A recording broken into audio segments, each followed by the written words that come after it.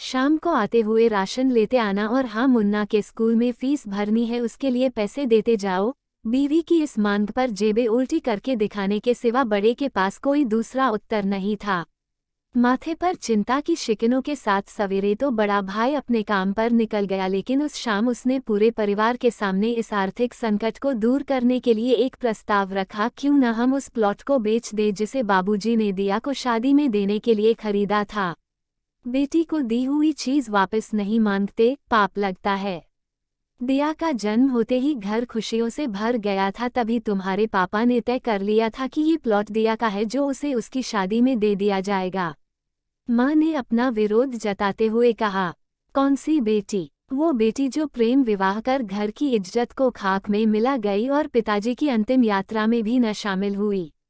बड़े ने टोंट मारते हुए कहा, मेरा मुंह मत खुलवा, यहाँ कौन नहीं जानता कि दिया को उस दिन गली के नाके से ही लौटा दिया गया था और उससे अपने पिता से आखिरी बार मिलने का हक भी छीन लिया गया था।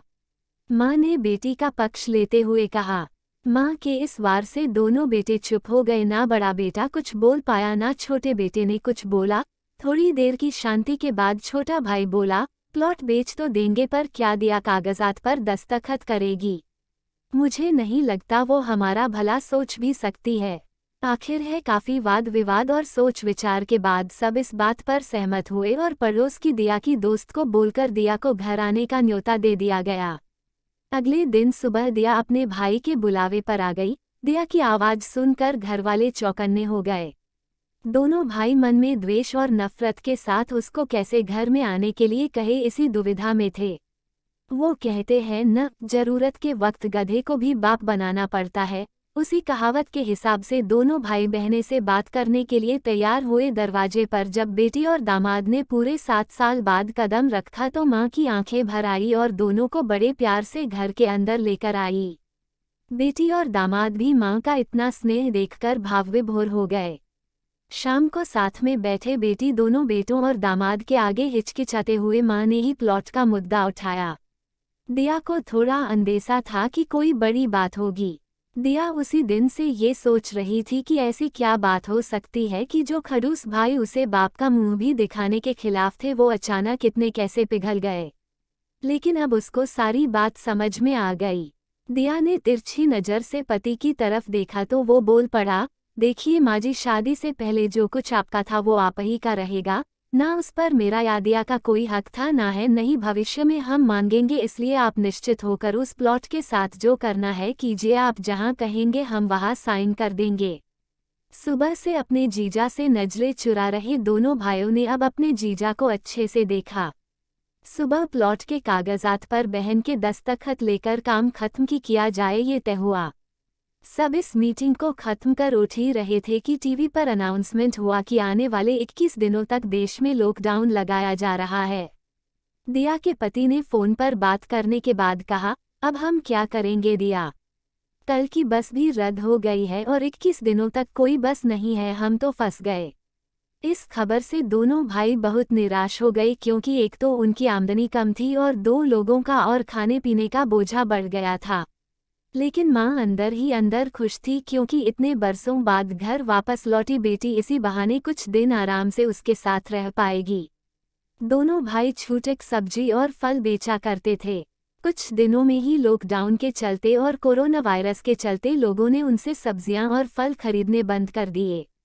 पहले से खराब उनकी आर्थिक स्थिति और ज़्यादा खराब होने लगी और वो मन ही मन दिया के कदमों को अशुभ मानने लगे। बहन और जीजा जी से उनकी यह हालत छुपी नहीं थी।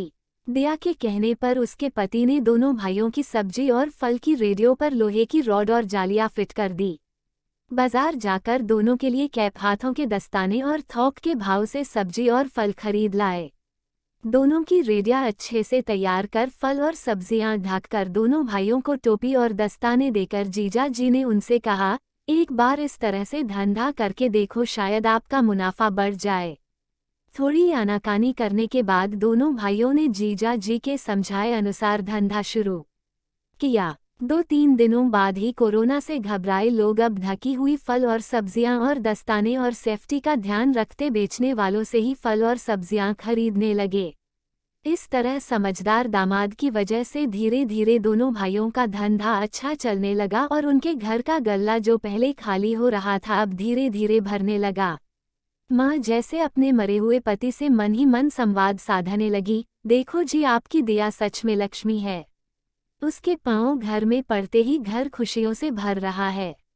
दोनों भाइयों के आंखों में पहले जो गुस्सा था उसकी जगह अब शर्म ने ले ली थी। वह मन ही मन सोचते थे, क्या गलत किया था बहन ने जो हमने उसके साथ इतना बुरा सुलूक किया।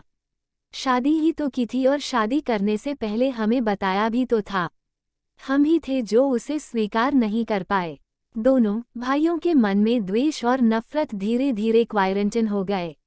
21 दिन बाद जब दीदी और जीजाजी प्लॉट के कागज पर साइन करने जाने लगे तब दोनों भाइयों ने उन्हें रोक लिया और उनकी माफी मांगते हुए वो पेपर्स उन्हें देते हुए बोले, शादी के वक्त हमने आपको कोई तोहफा तो दूर की बात है, आपका हक भी नहीं दिया।